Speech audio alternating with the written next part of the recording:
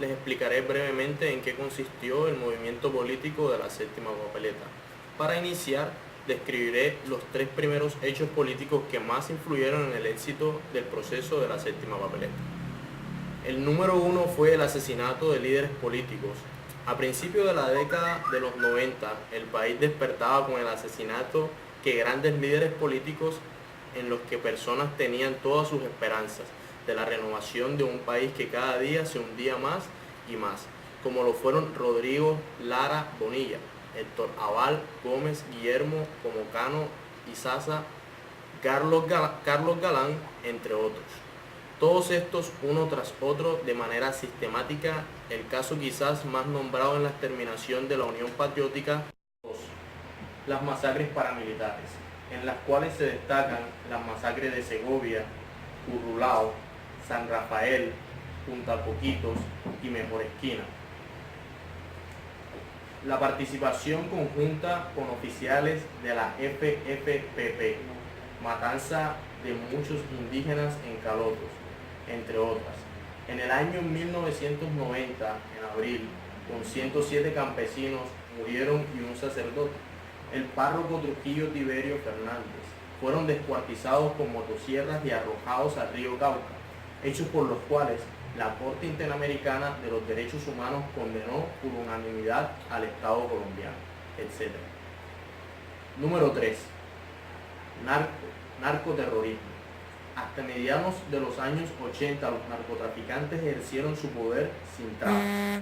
Todos lo podían, lo conseguían o lo obtenían, no importaba los medios.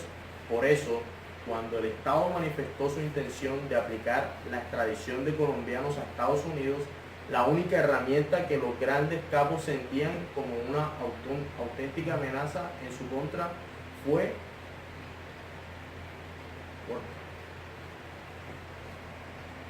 los narcotraficantes no dudaron en combatir esta medida por vías jurídicas y violentas, solo que en caso recurrieron a un tipo especial de violencia, el terrorismo político, bautizado en Colombia por los periodistas como narcoterrorismo. Entre agosto y diciembre de ese año explotaron 88 bombas en calles, bancos, sedes políticas e instalaciones públicas, hoteles, residencias, periódicos y centros comerciales de las 5 principales ciudades del país. Es más, en las últimas 5 semanas de 1899 volaron un avión de Avianca. A continuación, les hablaré de los problemas que tuvo que vencer este movimiento político. Todo inició con la Marcha del Silencio, que fue una unión de estudiantes universitarios de todos los estados, en forma de protesta por la muerte de Galán. Juntas fuerzas en lo que representó numerar propuestas dentro de las que se encuentran el plebiscito. El camino no fue fácil, ya que según los estatutos de la Constitución del 86, que hasta este momento estaban vigentes en el país, el Congreso era el único organismo que podría cambiar la Constitución. Pero en contraste, en el 89 se publicó en el periódico El Tiempo un comunicado en el que se creara conciencia que era la soberanía del pueblo y a través de firmas se le daría al presidente la directriz y permitiría al pueblo, por medio de un plebiscito, si quería o no modificar su constitución. La iniciativa la tuvo acogida masiva. A continuación les hablaré del proceso fundamental de la séptima papeleta. Catalina Botero llegó a ser relatora para la libertad de expresión en la Comisión Interamericana de Derechos Humanos.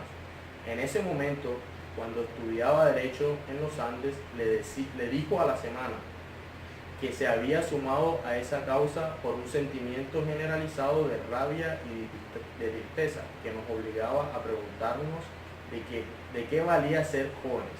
Ahora describe ese movimiento como una descarga de esperanza, y eso justamente fue lo que el día de esa foto esperanza para ella. El mayor logro que tuvieron fue generar el suficiente optimismo para rehacer de una manera nunca antes vista en la historia del país, con una nueva y mucho más democrática constitución. Alejandra Barrios, la directora de la Misión de Observación Electoral, que en ese momento estudiaba finanzas en el externado, fue la nueva constitución la que nos dio las herramientas para hacer frente a la crisis de paramilitarismo, narcotráfico e ilegalidad en la política que vino después. Sostiene, Ana María Ruiz dijo, se unió a ese movimiento cuando estudiaba ciencias políticas, después de trabajar como periodista y ahora es la directora de las comunicaciones. Aún me pregunto cómo hará. Marica, es que no se ve. Es que tú, cuando bajas esa vaina, en volada. Claro, pues es que toca bajarlo así, marica. Ni de otra. ¿Cómo? O sea, toca bajarlo así, a veces se le baja mucho y se le pierde el hilo, ¿entiendes? Porque no lo ve. ¿Qué es PDF?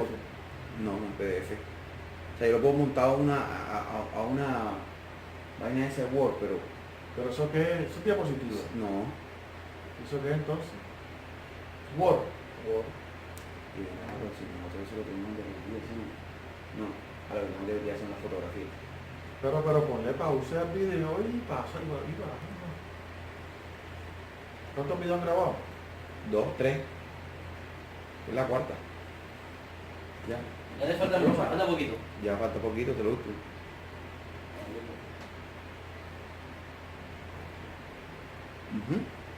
Ya, ¿dónde quedamos? Quédate por aquí.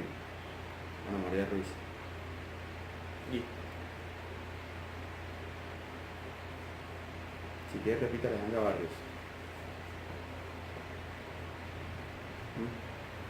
Robin, un favor. No, tú verifica ya para ver si yo me veo de aquí. Porque es que yo no te puedo ver, marico. Ahí me veo. Listo ya. ¿Quién no veía cuando ibas tú? Sí. ¿Ya? Sí. ¿Qué pasó? Bueno, voy a pasar. Alejandra Barrios, la directora de la misión de observación electoral. Alejandra Barrios, la directora de la misión de observación electoral, dijo que en ese momento fue la nueva constitución la que nos dio las herramientas para hacer frente a la crisis de paramilitarismo, narcotráfico e ilegalidad en la política que vino después. Ana María Ruiz sostiene que se unió al movimiento cuando estudiaba ciencias políticas. Después trabajó como periodista y ahora es la directora de su empresa de comunicación. Dijo, aún me pregunto cómo garantizamos que Colombia sea el Estado laico, plural e incluyente que soñamos hace 25 años. Fabio Villa era sociólogo de la Universidad Nacional y terminó siendo el único estudiante que logró un escaño en la Asamblea Nacional Constituyente. Fue concejal de Medellín y está terminando su doctorado para él. La séptima papeleta es el salto más importante del país en el siglo pasado. Que un grupo de estudiantes haya logrado semejante transformación tiene un peso en la historia enorme. El pueblo asume su soberanía por medio de una figura constitucional llamada plebiscito. El pueblo decide su apertura democrática en pro de la igualdad, la inclusión, sin distinción de clases políticas y sociales.